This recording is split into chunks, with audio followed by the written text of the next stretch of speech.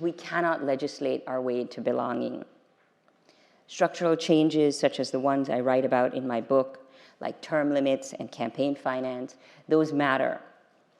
Those changes significantly and fundamentally change how our political system is organized, built, and designed, creating opportunities for new voices, as we did here in New York City in 2021. Today, 31 of our 51 council members are women, and the majority of those 31 are women of color. That would not be possible without campaign finance or term limits. But here's the thing, these women are part of the same system in which the goal is transaction, not transformation. Pass a budget, get a bill through a committee, raise enough money to run a competitive election. Here's what that looks like. To become the chair of an important committee, electeds sometimes have to agree to vote for someone who the mayor supports as Speaker of the Council, not who is their first choice. To get resources to build a community project in your district, you have to turn the other way when police salaries are increased and teacher salaries remain stagnant. Every day, these women are faced with a decision that pits their values against a decision or a vote. Which events they attend and which groups they fund, what they say on social media and what they remain silent on.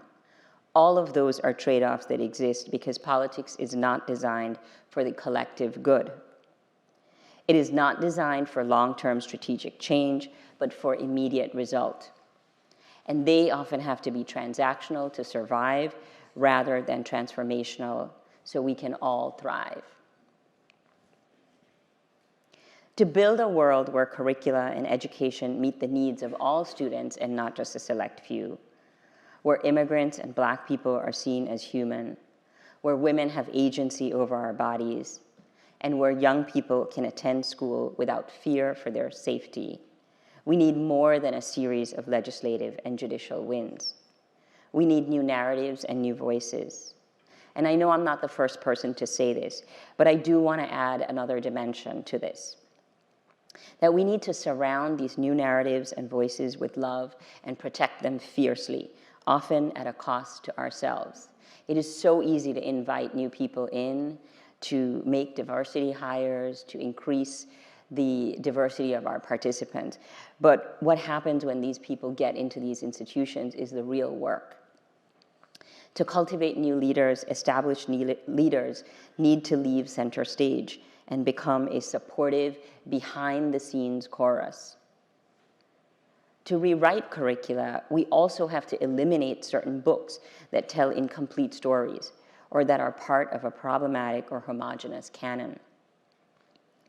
Because rewriting the American story is not about adding a fresh coat of paint to an existing structure. It requires a wholesale reconstruction. I think it is important to acknowledge that we are in the fight for our lives.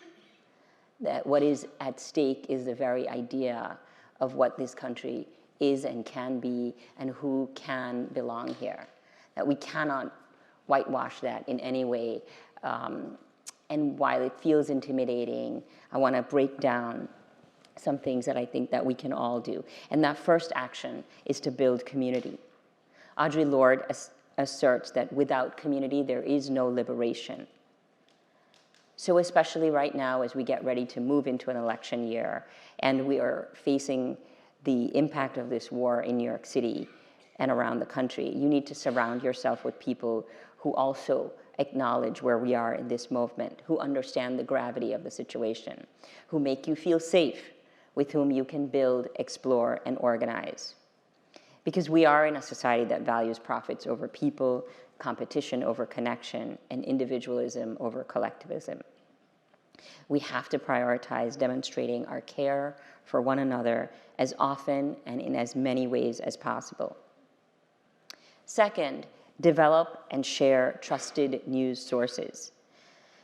Be sure that the news that you consume provides connective tissue between political decisions and underlying motivations, between a pro-government stance and a pro-humanity position, between a Supreme Court case and a larger narrative shift. We're all familiar with the so-called affirmative action case against Harvard this summer, and the framing is very much focused on higher education. But many of you in this room know that it is about a systemic exclusion of racial categories in any industry. Since this decision, a series of lawsuits have been filed against private institutions that help minority and women-owned businesses. And foundations are proactively removing language about communities of color from their websites and asking grantees to do the same. Yesterday, a friend of mine told me that a $500,000 grant that they were due to get from a major foundation, whose name I will not mention here, but you will all know, suggested that, well, asked actually that they take out reference to BIPOC communities from their mission language. So make no mistake, this is a fight about who belongs and who doesn't. It's just not a single issue case. Third, embrace your power. We are in a moment where social media and other media platforms allow us to use our voices. Certainly, if you have positional power, which many of you do, you can invest in building collective power with others, rather than just on your own. But whether you are in a position of power or not, each of us has social power to organize our people at work, at home, and in our communities. That is power you can use to question policies, institutions, and leadership. And lastly, be a revolutionary. Every one of us needs to be a revolutionary in order for the systems to change. And if that sounds too radical, let me offer this from the Cuban-American artist Christy Rode. Revolution is the manifestation of your truth. I believe that by seeking the truth that allows us to hold on to what's working and challenge what's not, we can build a world we want to see. That 20-year-old me stayed and got her degree and came back for more, but went out and taught in the ways that I knew my communities needed.